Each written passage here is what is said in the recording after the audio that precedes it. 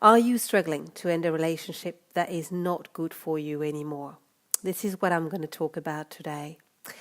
And indeed, it is not a rare thing to meet people who are in a relationship that doesn't fulfill them anymore or is clearly toxic sometimes for them, but they can't decide to stop. And maybe this is a situation you are in today. This is personally something I experienced in the past, and I can say I would have saved myself and others a lot of pain if I had been able to stop it in time. So I'm going to talk about 4 points today. The first, I'm going to take some time to just define a little bit what is a relationship that is not vitalizing. What do I talk about? What do I mean by this expression? And then see why. Why can you find yourself stuck in a non-vitalizing relationship? Then why can't you stop it? That's my third point. And finally, what can you do now? So first, I would like to take a minute to define what is a non-vitalizing relationship, because actually there can be several levels of it. There can be a relationship where you don't feel fulfilled. You're just not vitalized. There's no energy in it. You feel this relationship is just pulling you down. There can be also another aspect, which is that you can't be yourself fully in this relationship. This is a very good flag that shows a relationship is not good for you, is when you can't be yourself fully there. Also, there can be relationships that are actually really toxic for you. They really make you feel depressed. Obviously, you can't be yourself. You try to fit or to please the other constantly, and this can even happen in situations that are quite dangerous for you. So these are different levels, and of course they will request probably different levels of action.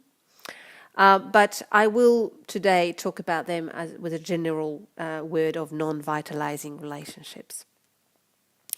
Also, I would like just to say here that I do understand that it's a very different situation when we are in a relationship that is not vitalizing before we have children, before we have committed to this relationship by getting married, for instance, or after.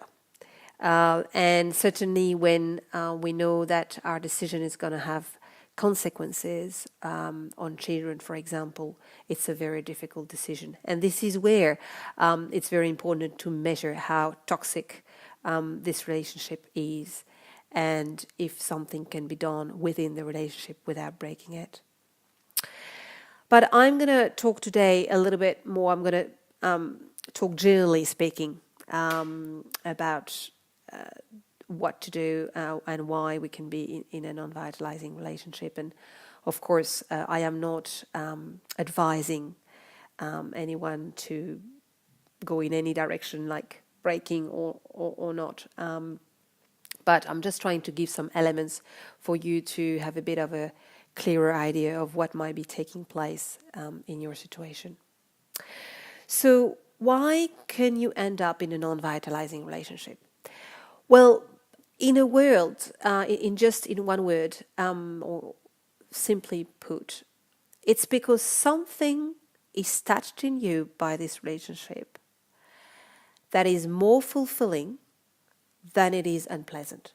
And at least that's the way it is when the relationship starts.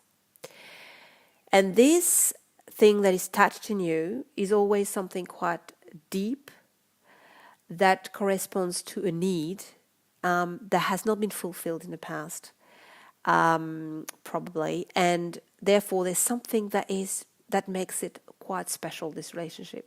Certainly, at least to start with, as I say. So there can be things like someone who values you directly, like by making you feel special, praising your intelligence, your beauty, or your sense of business, your sense of humor, making you feel special, particularly when you're not used to that. Or someone who values you indirectly, a very, very classic case is, and often people are not aware of it, is being in a relationship with someone who feels to you that this person needs help, and you're gonna be there for them. And quite often with this, it's unconscious because it relates to a situation in the past where we would have liked to help someone, typically one of our parents, and we couldn't. And that awakens in us something very, very dear to us, and we really want to help this person. It can also be a situation where the partner is making you dream. Someone who is very playful, entertaining, funny, light-hearted, and just sort of helps you escape into another reality. And again, this is touching you because it's something that you may not have when you're by yourself. It can also be a relationship where the partner reassures you by believing in you, trusting that you can do great things, by loving your body, by loving your sense of humor, etc. And particularly when you yourself aren't so sure about it, you're not so loving about your body, or you're not so self-confident, etc. It can also be someone who takes good care of you physically, someone who is very affectionate. It can involve sex as well, of course. Someone who is just romantic, makes you feel special as well physically. And again, this is awakening in you a need to have this feeling of being special and being cared, and particularly if this is something that you haven't been used to, or you don't do a lot by yourself. So it's always about something that you miss by yourself. And as I just touched on it, sometimes it can be very buried in the depth of your unconscious. You have no idea. You don't know that you're missing this thing. And when it's buried, it's because it relates to some kind of wound in your past. But today, it's taking place, and it's keeping you stuck in this relationship that you regularly tell yourself, why am I staying in this relationship? There's not enough for me here. I'm not being myself. I'm just down all the time. Why I get stuck and I can't go? And this is because this need that you have in you, which is a normal need. I mean, we all need to be felt special. We all need to be cared for. We all need to have physical affection. We all need to feel that, we can be playful and entertained and trust in us. And so it's all normal. But when it forces us to stay in a relationship that is not good for us, it means that it relates to a need that we call a deficiency need. That is, that because we have been wounded somewhere in our past and we haven't had this need met, then we really, really, really need to fulfill it, even if it means staying in a relationship that is not fulfilling us, generally speaking. So what can you do now? Well, first, I think the first step is to reflect. So this relationship is not good for you, not anymore, but there's something that keeps you stuck there. And what could that be? What is it that I benefit that I really can't let go of? And it may be that you need a bit of help to discover this. Sometimes it's very clear, we know. Other times we have a sort of an intuition, we're not completely sure, and maybe talking with friends might help. And other times we're completely ignorant of it. But yes, this can be the time when asking for help with a professional can be a good idea. But as long as you don't know why you are being stuck, then it's difficult to do the first step. Although actually there is another way, and that's the second step. If you're like me and you like to understand why things are happening, then you do the first step. But generally speaking, if you do the second step, it will help you anyway. The second step is absolutely compulsory. It's a matter of trying to fulfill this deficiency need yourself, so that you actually need this person less. So when you answer the first question, that is to say, to find what is this need in you that needs to be fulfilled, the fact that you're able to know that it's a deficiency need will help you to be like, okay, because it's deficient and it's in my past that it wasn't fulfilled, I actually won't ever be able to fulfill it completely, because the only way I can fulfill it is by going in my past and fulfilling it there.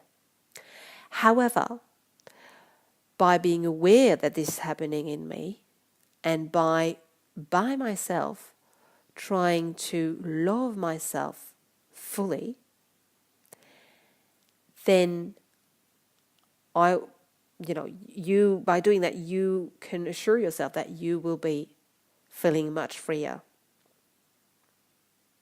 And you may need some professional help there, but at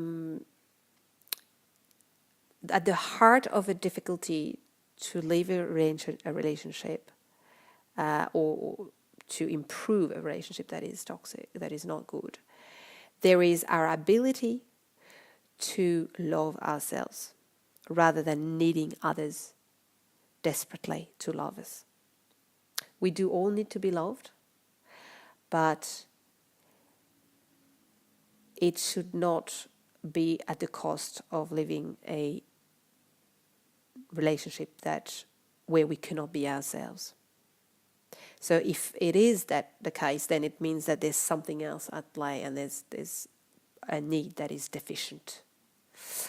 So I know also that we often we can think, oh, I won't find someone else that is much better, because either I always get with the wrong persons, or just because it happened that you didn't meet anyone else that sparkled and did any sparkle in you. But I promise you that you can feel fulfilled a lot by yourself, and then you will meet better.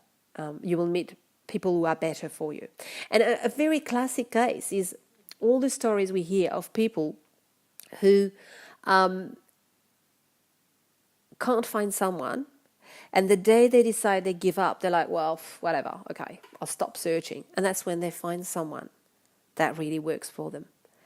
And that's because at this moment in time when they meet that person, they were not looking for love outside. They were giving love to themselves.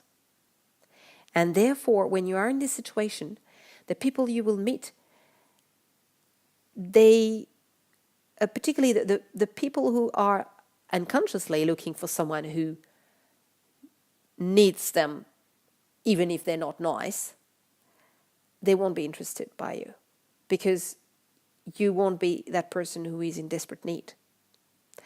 But also, if you are feeling fulfilled by yourself, then the people that you will attract, when they will meet you, they will feel that you are balanced, and themselves being balanced, you will attract people who are also balanced.